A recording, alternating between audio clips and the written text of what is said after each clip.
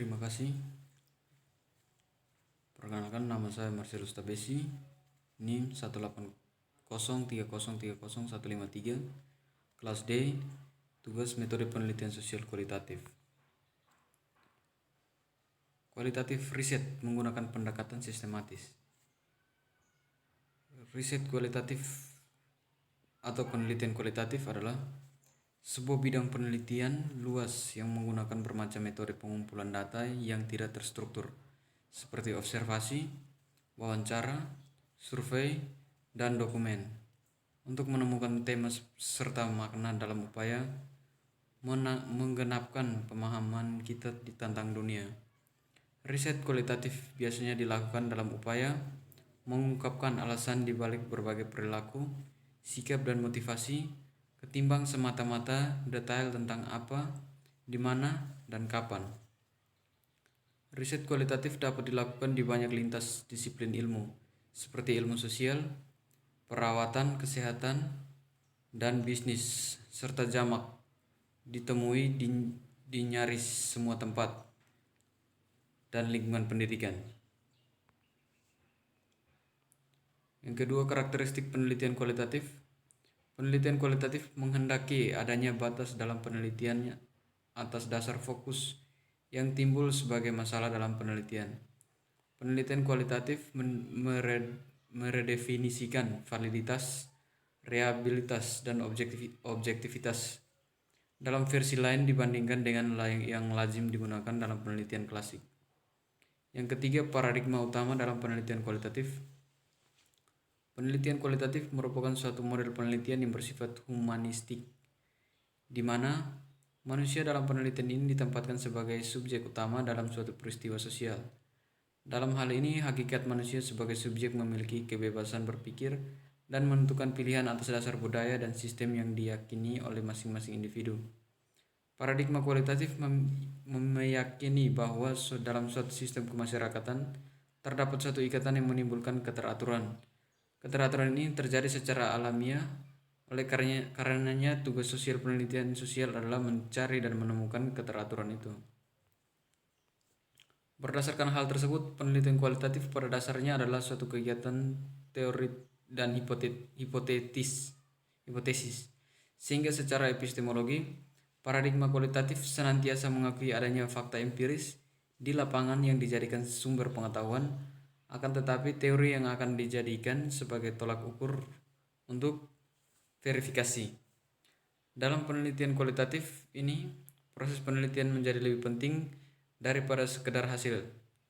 Dalam penelitian kualitatif, proses menjadi hal yang amat harus diperhatikan, di mana peneliti sebagai pengumpulan instrumen harus mampu menempatkan dirinya pada posisi subjektif mungkin sehingga data yang dikumpulkan menjadi data yang mampu untuk dipertanggungjawabkan.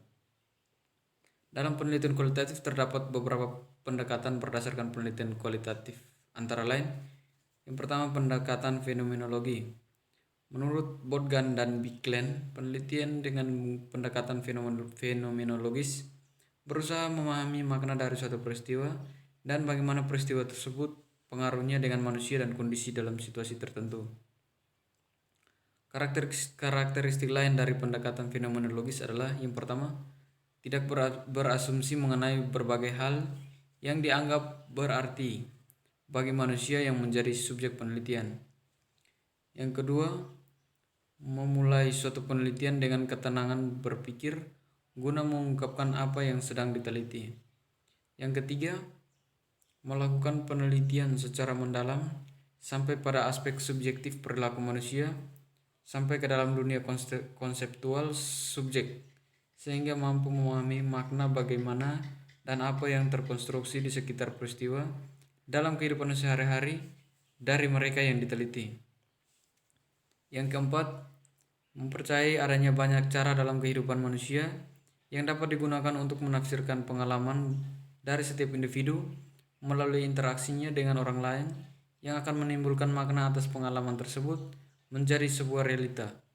Yang kelima, dalam pendekatan ini penelitian kualitatif menggunakan pendekatan yang mana peneliti menggunakan pandangan dari subjek yang ditelitinya. B. Interaksi simbolik. Interaksi simbolik merupakan suatu kerangka fenomenologi yang lebih baik dan terjabarkan atas pokok-pokok pemikiran yang lebih konkret. Pokok-pokok pikiran pendekatan interaksi simbolik adalah sebagai berikut. Yang pertama, sesuai dengan dasar dan perspektif fenomenologis, di mana interaksi simbolik berasumsi bahwa pengalaman manusia dijembatani oleh pemaknaan terhadap suatu peristiwa yang dialaminya. Yang kedua, manusia bertindak bukan atas dasar reaksi atau respon atas sesuatu yang ditetapkan sebelumnya, melainkan merupakan interpretasi dan pendefinisian yang hanya dapat diketahui jika peneliti terlibat dalam proses interpretasi dan pendefinisian tersebut melalui observasi partisipasi. Yang ketiga, interaksi bukan kegiatan yang terjadi begitu saja dan bukan pula kegiatan yang diatur sedemikian rupa. Yang keempat, interpretasi menjadi hal yang esensial, di mana interaksi simbolik menjadi paradigma yang menjalankan secara konseptual. Yang kelima, teori dalam pendekatan ini bukanlah sebuah norma, aturan atau regulasi tertentu, tetapi bagaimana teori ini dapat didefinisikan dan digunakan dalam situasi dan kondisi yang bersifat khusus. Yang keenam, pendekatan ini juga memandang susunan dari sebagai hal yang penting. C. Etnometodologi. Etnometodologi merupakan pendekatan yang lebih fokus pada bidang kajian yang diteliti atau subjek mater. Bidang kajian etnometodologi bukanlah suatu masyarakat yang khusus pada peristiwa tertentu, melainkan orang-orang yang berada dalam berbagai situasi dan kondisi yang ada dalam masyarakat.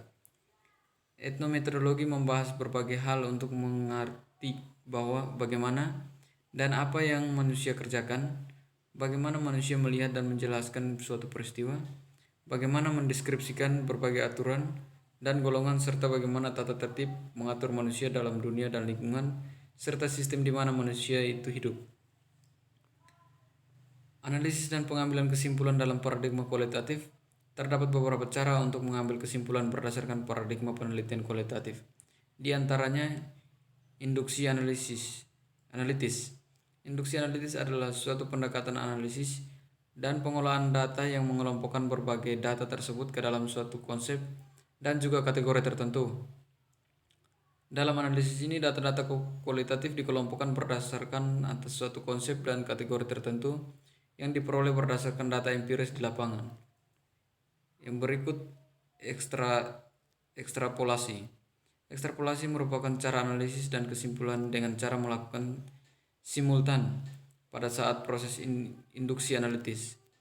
Analisis pengambilan kesimpulan data pendekatan ini dilakukan secara bertahap.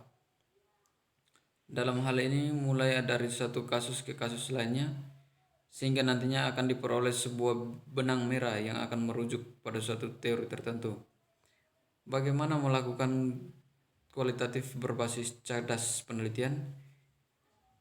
Yang pertama, mengartikulasikan pernyataan penelitian. Metode penelitian kualitatif yang mengartikulasikan hasil penelitian dalam membentuk kata dan kalimat akan lebih bermakna serta meyakinkan para pembuat pernyataan. Penulis mempersiapkan terlebih dahulu kerangka-kerangka pertanyaan. Yang kedua, melakukan tinjauan pustaka. Tinjauan pustaka menurut ahli yang juga dikemukakan oleh Gandas, yang menurutnya tinjauan pustaka adalah bab yang mengemukakan sejumlah teori serta pendapat para ahli terhadap fokus penelitian yang ingin dilakukan. Di dalam sebuah susunan karya tulis ilmiah, bisa diartikan sebagai penegasan terhadap batasan-batasan karya ilmiah. Intisari pada bagian ini termuat secara utuh dalam keyword di bagian abstrak. Karenanya penyusun karya tulis apapun haruslah berkewajiban membuat studi kepustakaan. Yang ketiga, memilih sampel. Pengambilan sampel acak sistematis atau systematic random sampling. Peneliti menggunakan metode pengambilan sampel sistematis untuk memilih anggota sampel suatu populasi secara berkala. Hal ini memerlukan pemilihan titik awal untuk sampel dan ukuran sampel. Yang keempat, menyusun protokol wawancara. Wawancara adalah percakapan antara dua orang atau lebih dan berlangsung antara narasumber dan pewawancara. Yang tujuan dari wawancara ialah untuk mendapatkan informasi di mana sang pewawancara melontarkan pertanyaan-pertanyaan untuk dijawab oleh yang diwawancarai. Yang kelima, pengumpulan data. Proses pengumpulan data itu sendiri menurut Nanlin pada umumnya terdiri atas 8 tahap sebagai berikut. Pertama, tinjauan literatur dan konsultasi dengan ahli pengumpulan data. Biasanya diawali dengan mengumpulkan informasi yang berhubungan dengan masalah penelitian. Informasi-informasi tersebut dapat diperoleh melalui peninjau literatur yang relevan dan konsultasi dengan para ahli. Melalui usaha-usaha ini, peneliti berusaha memahami benar-benar isu penelitian, konsep, dan variabel-variabel yang dipergunakan oleh peneliti lain dengan hal yang serupa dari masa lalu, dan hipotesis-hipotesis yang pernah diteliti pada waktu lalu. Yang keenam, menganalisis data. Dalam penelitian, analisis data merupakan kegiatan setelah seluruh data terkumpul dan dikumpulkan berdasarkan variabel dan jenis responden. Teknik analisis dalam penelitian menggunakan statistik. Statistik yang biasanya digunakan untuk menganalisis data ada dua macam, yaitu statistik deskriptif dan statistik inferensial. Yang ketujuh, meringkas temuan dengan teori. Dengan teori, proses komunikasi dalam penelitian komunikasi sosial komunitas skateboard ini, penelitian memfokuskan kajian peneliti kepada proses komunikasi dan pola atau model komunikasi. Peneliti menemukan beberapa temuan yang berkaitan dengan masalah penelitian. Sekian dan terima kasih.